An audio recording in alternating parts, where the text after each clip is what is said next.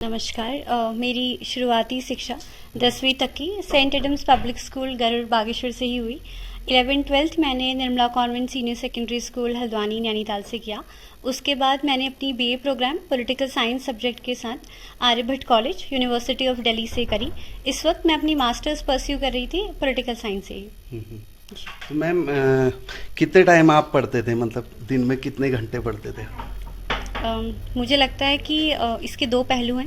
पहला तो ये है कि ऑन ए रेगुलर बेसिस मुझे लगता है सभी अभ्यर्थी जो भी इस परीक्षा को देने का सोचते हैं और प्रयास करते हैं वो 7 से 8 घंटे एक दिन में पढ़ते हैं, लेकिन परीक्षा के नज़दीक आते हुए ये समय 12 से 14 घंटे और कभी कभी उससे ज़्यादा भी बढ़ जाता था। तो जो यूपीएससी के अन्य लोग भी तैयारी कर रहे हैं उनको क्या संदेश आप देंगे? मैं यही संदेश देना चाहूँगी कि निरंतर प्रयासरत रहें।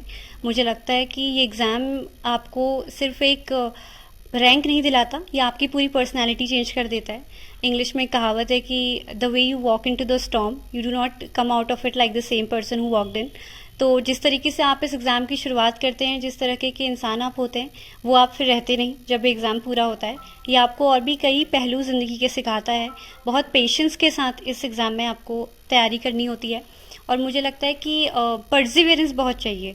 हर रोज़ आपको ये लगेगा कि बहुत वास्ट सिलेबस है, आपको हर रोज़ लगेगा कि इतने सारे एस्पिरेंट्स हैं और मेरी सिलेक्शन का कितना रेशियो है और इस तरह की बहुत सारी चीज़ें जो जनरली लोग बात करते हैं कि इसका सिलेक्शन रेट बहुत कम है, 0.00 कुछ % बच्चे होते हैं।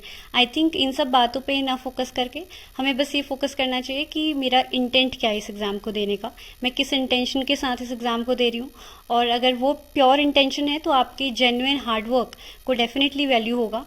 और लक इस एग्ज़ाम का एक फैक्टर है, बट मुझे लगता है कि हार्डवर्क बीट्स टैलेंट कहते हैं। If talent does not work hard, तो आप निरंतर प्रयासरत रहें और परसिवियरेंस के साथ इस एग्ज़ाम को करें। हर रोज़ आपको लगेगा कि नहीं होगा, लेकिन हर रोज़ आपको अपने आप को ढाकर ये कहना होगा कि नहीं, मुझे करना है क्योंकि मेरे लिए एग्ज़ाम इसलिए ज़रूरी है।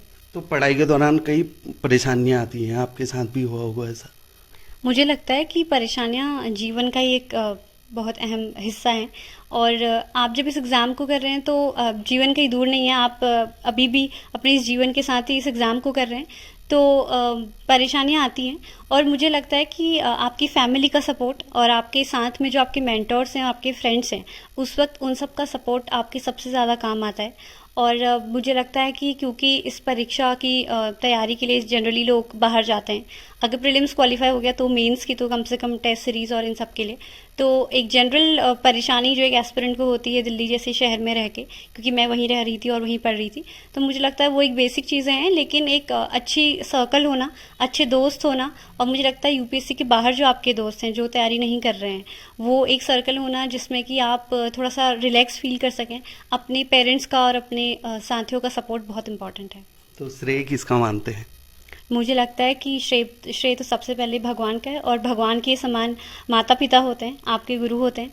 तो बिल्कुल मेरे माता पिता का, मेरे गुरुओं का बहुत बहुत ज़्यादा श्रेय है।